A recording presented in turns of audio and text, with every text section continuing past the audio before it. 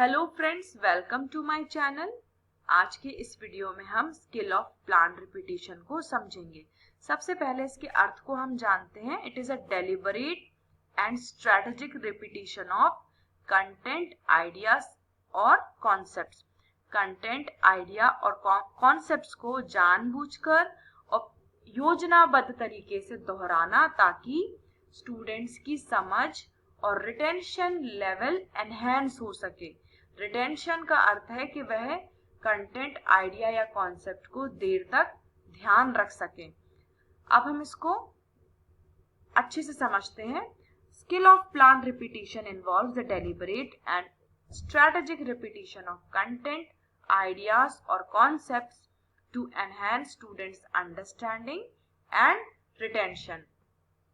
ये कई तरीके से किया जाता है, जैसे रिविजिटिंग की कॉन्सेप्ट्स, जो आपने पाठ के दौरान की कॉन्सेप्ट्स पढ़ाए हैं उनको दोहराकर या वेरियस एग्जाम्पल्स का यूज करके, ताकि स्टूडेंट्स की जो लर्निंग है over a period of time reinforce हो सके। इसका मेन गोल क्या है?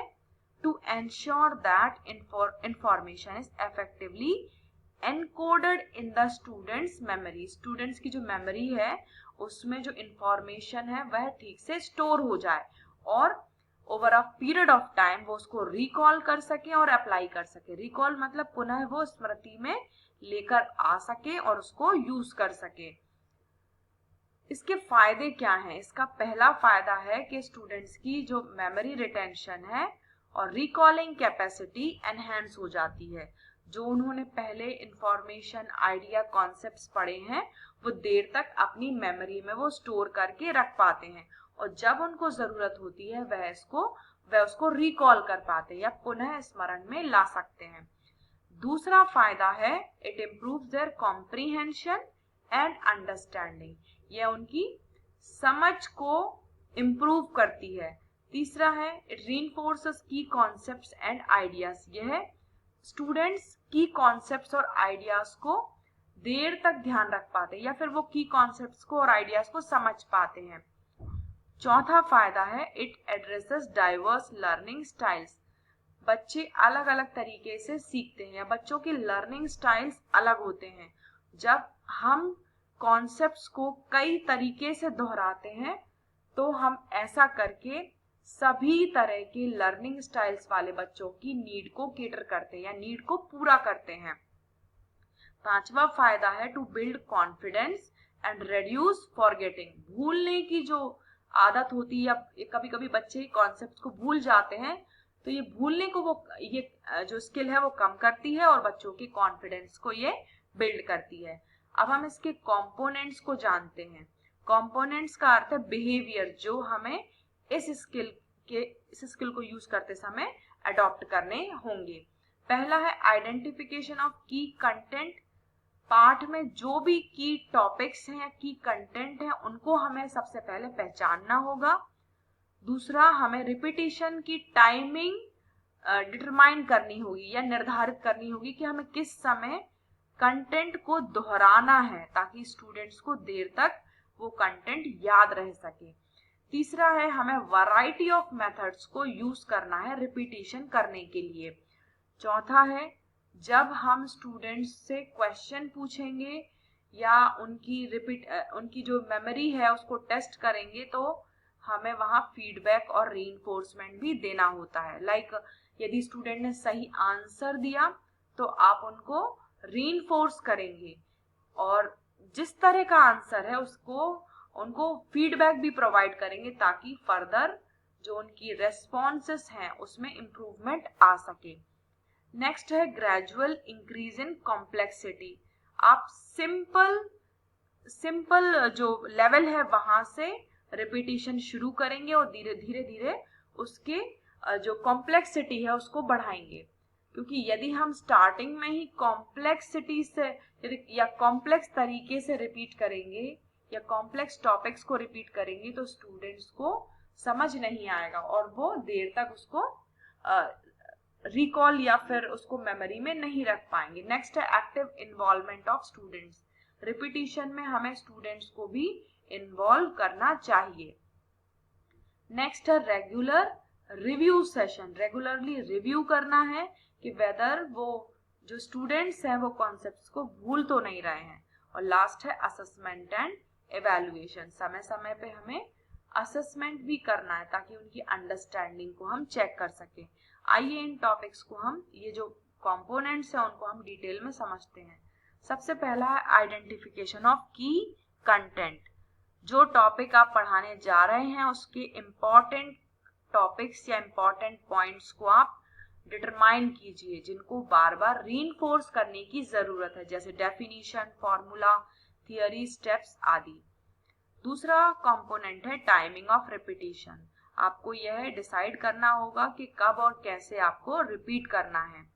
और repetition should be spaced out through out the lesson, unit या कोर्स में आपको समय समय पर रिपीट करना होगा ताकि उनका जो रिटेंशन है वो बढ़ सके या उनकी जो मेमोरी रिटेंशन पावर है वो बढ़ सके।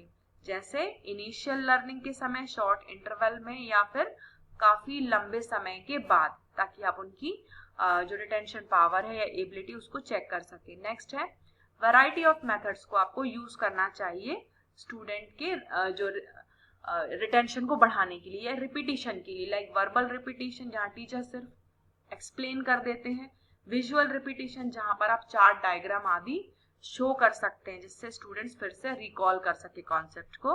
रिटन रिपीटिशन आप नोट्स प्रोवाइड कर सकते हैं, नोट्स बनाने को बोल सकते हैं या असाइनमेंट दे सकते हैं।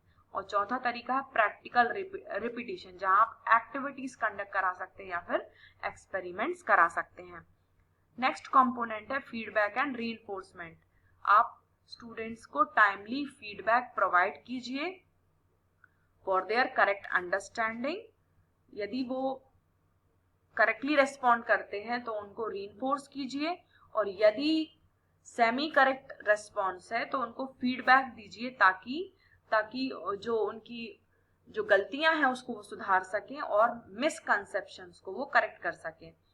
Feedback positive can be positive reinforcement, correction या suggestion for improvement. Feedback 3 form का हो सकता है, पॉजिटिव रीइंफोर्समेंट के फॉर्म में, करेक्शंस के फॉर्म में या सजेशंस के फॉर्म में, जिससे उनमें इम्प्रूवमेंट आए। नेक्स्ट कंपोनेंट है gradual increase in complexity.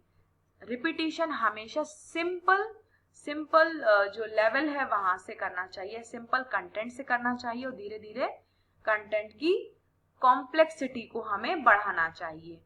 Next component है active involvement of students.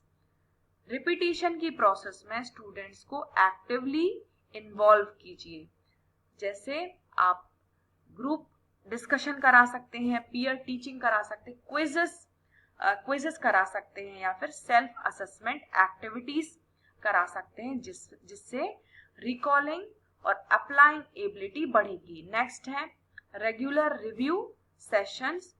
Periodic reviews conduct कराइए ताकि लंबे समय तक वो कॉन्सेप्ट को याद रख सके, जैसे वीकली, मंथली और at the end of the unit.